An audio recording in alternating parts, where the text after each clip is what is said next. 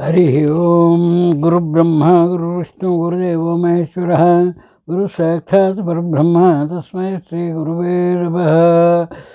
ಆದಿತ್ಯಾದಿ ನವಗ್ರಹ ದೇವತಾಭ್ಯೋ ನಮಃ. ಮಹಾಸರಸ್ವತಿಯೇ ನಮಃ.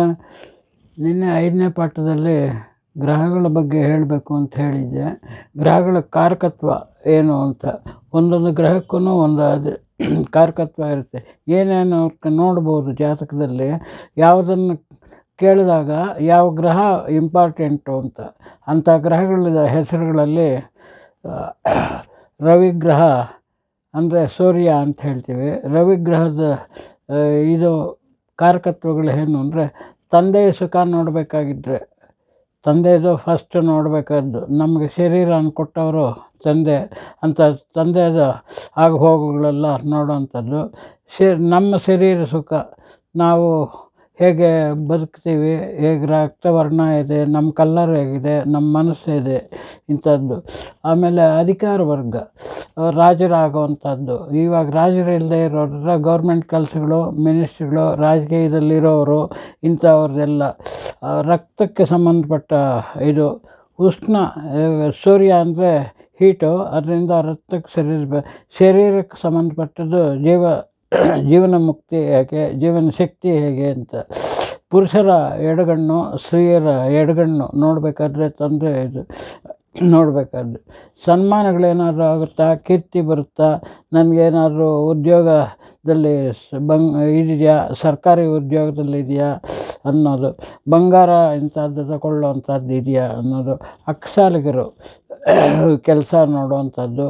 ಇಂಥದ್ದೆಲ್ಲ ರಸವತ್ತಾದ ಕೆಲಸಗಳು.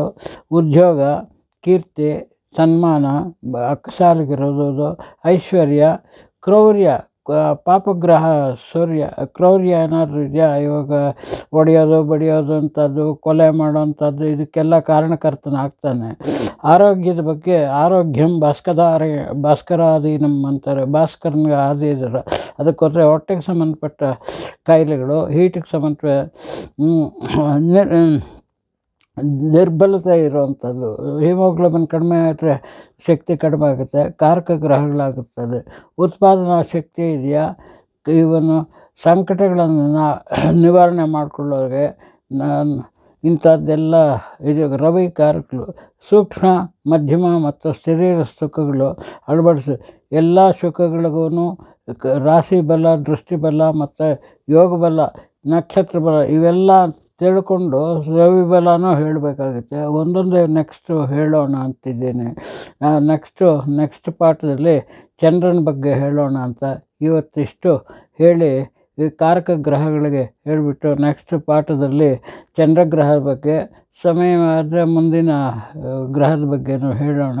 ಇವತ್ತಿಗೆ ಇದು ಸ್ಟಾಕು ಅಂತ ನನ್ನ ಅಭಿಪ್ರಾಯ.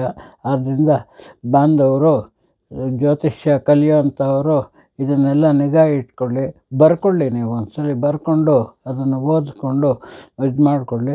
ಆಮೇಲೆಲ್ಲ ಕೆಲವು ಪುಸ್ತಕಗಳೆಲ್ಲ ಹೇಳ್ತೀವಿ, ಆ ಪುಸ್ತಕಗಳಲ್ಲಿ ನೀವು ರೆಫರ್ ಮಾಡಿದರೆ ನಿಮಗೆ ಮಂದಟ್ಟಾಗುತ್ತೆ ಹೇಗೆ ಅಂತ. ಅನೇಕ ಪುಸ್ತಕಗಳಿದೆ. ಆಮೇಲೆ ಗ್ರಹಗಳಲ್ಲಿ, ಈ 9 ಗ್ರಹಗಳಲ್ಲಿ ಪಾಪಗ್ರಹಗಳು ಯಾವುದು, ಪುಣ್ಯಗ್ರಹಗಳು ಯಾವುದು, ತಟಸ್ಥ ಗ್ರಹಗಳ್ಯಾವುದು, ಅದೆಲ್ಲ ಹೇಳಬೇಕಾಗುತ್ತೆ. ಪಾಪಗ್ರಹಗಳು, ಪುಣ್ಯಗ್ರಹಗಳು ಇದೆಲ್ಲ ಹೇಳ್ತೀನಿ. ಅದುವರೆಗೂ ನೀವೆಲ್ಲ ತಾಳ್ಮೆಯಿಂದ ಕೇಳಿ ತಿಳ್ಕೊಳ್ಳಿ. ನೀವು 4 ಜನಕ್ಕೆ ಹೇಳಿ, ಪರವಾಗಿಲ್ಲ. ಹೇಳೋ ಚೈತನ್ಯ ಬಂದರೆ ಅದೇ ನನಗೆ ಸಂತೋಷ. ನಾನು ಹೇಳಿದ್ದನ್ನು 10 ಜನ ಕಲೀರಿ, 10 ಜನ ಕಲಿತು 10 ಜನಕ್ಕೆ ಹೇಳಿ, ಅದರಿಂದ ಜನಗಳಿಗೆ ಉಪಕಾರ ಆಗಲಿ ಅಂತ ಇವತ್ತಿಗೆ ಈ ಬೃಹತ್ ಜಾತಕ ರತ್ನದ ಮುಂದಿನ ಭಾಗದಲ್ಲಿ ಹೇಳ್ತೀನಿ. ಅದರಲ್ಲಿ ಹೋರಾಶಾಸ್ತ್ರದ ಬಗ್ಗೆ ತಿಳಿಸ್ತೀನಿ. 24 ಹೋರಗಳಿರೋದ್ರಿಂದ ಅದರದ್ದೆಲ್ಲ ತಿಳಿಸ್ತಾ ಬರ್ತೀನಿ. ಅದನ್ನು ಸೌಮ್ಯವಾಗಿ ಕೇಳೋವಂಥ ಬುದ್ಧಿ ಭಗವಂತ ನಿಮಗೆ ಕಲ್ಪಿಸ್ಲಿ ಅಂತ ಇವತ್ತಿಗೆ ನಾನು ನಮಸ್ಕಾರ ಮಾಡ್ತಾಯಿದ್ದೀನಿ.